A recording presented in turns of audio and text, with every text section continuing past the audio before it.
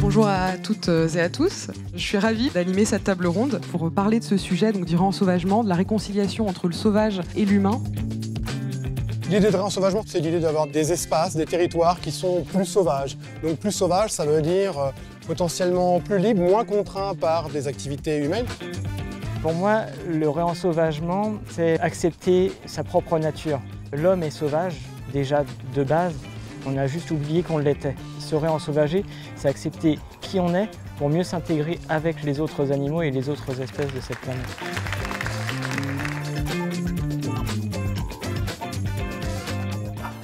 Un crocodile. Regarde, toi, l'éléphant, là, combien il en reste dans le monde des éléphants, hein? Le tigre, ta situation, elle est pas brillante, franchement, il aura autant. N'en parlons pas, le bouquetin, bon, ça va un peu mieux, d'accord. Mais qu'est-ce qu'on va faire? On va tous mourir. On va mourir.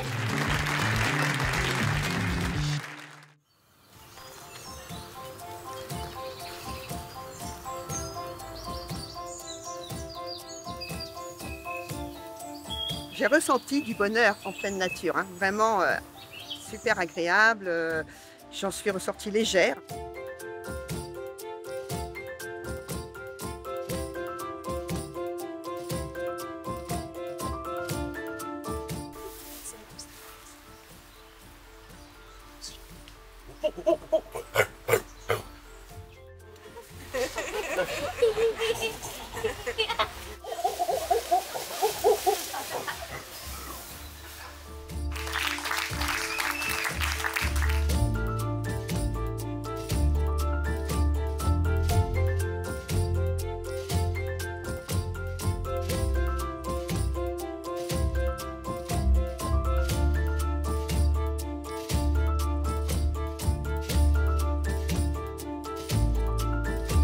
Il était une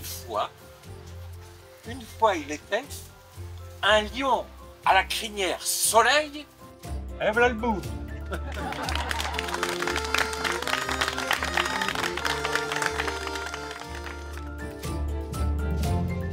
Je viens de participer à un échange avec le photographe Chris Morin-Etner, qui est un artiste qui crée des images magnifiques de villes qui sont réinvesties par la nature. Le fait de croiser un propos artistique comme le sien avec un propos scientifique comme le mien, c'est quelque chose d'assez puissant parce que ce sont deux forces qui se rejoignent pour sensibiliser, toucher et je l'espère donner envie d'agir pour faire les choses différemment et préserver l'habitabilité de notre planète. J'ai créé cette série Il était une fois demain dont la thématique est le réensauvagement de la ville. C'est la nature qui reprend ses droits, donc la faune et la flore, que j'ai moi-même photographié partout dans le monde. Mon expérience de vivre avec un arbre, elle a eu lieu pendant 7 jours, du 19 au 26 avril 2022. Et c'était un chêne pédonculé. Il était bicentenaire et il faisait à peu près 25 mètres de haut. Et j'ai vécu dans cet arbre en totale autonomie, sans autre contact humain, pour essayer de comprendre ce que c'était que la condition végétale.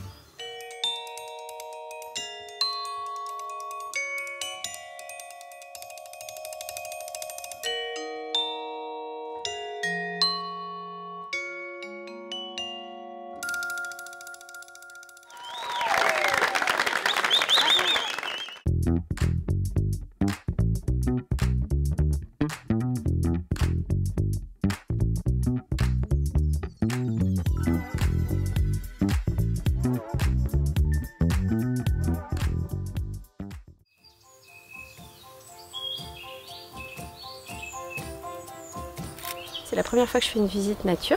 Je trouve ça très chouette qu'il y ait des endroits comme ça qui existent. On a appris plein de choses.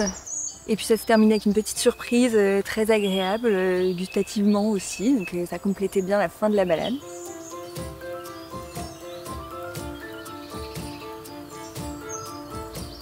J'utilise des espèces de filets un peu de camouflage.